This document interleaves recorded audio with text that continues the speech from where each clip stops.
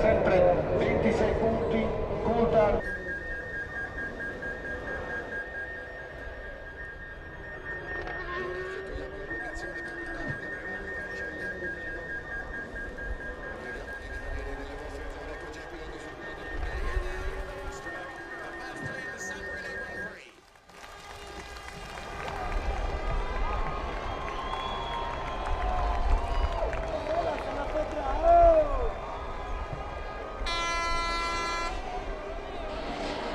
Well, not really. I had 20 odd seconds after my last pit stop, and basically I was just trying to run a race that wasn't too hard on the brakes or the engine, and just try and maintain the gap to Michael. So I was perfectly comfortable to let that gap reduce, because I knew that I could go a little bit quicker. So the only worry in doing something like that is that if you get a problem, then you don't have so much time in hand.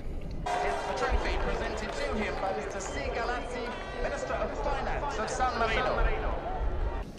No, as David said, I mean, it was very obvious that he was just cruising and driving it home.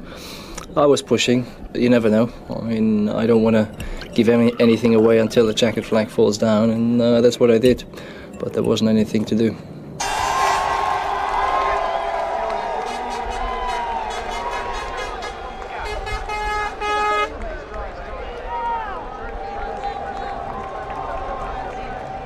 No, he just picked me off the line. I just lit the rear tyres up, same as in Argentina. I just couldn't put any power down and sat there spinning wheels while everyone drove past me, but managed to get back up to fifth, and then obviously when Mika retired it was moving me up to fourth, and then I overtook Jack for third.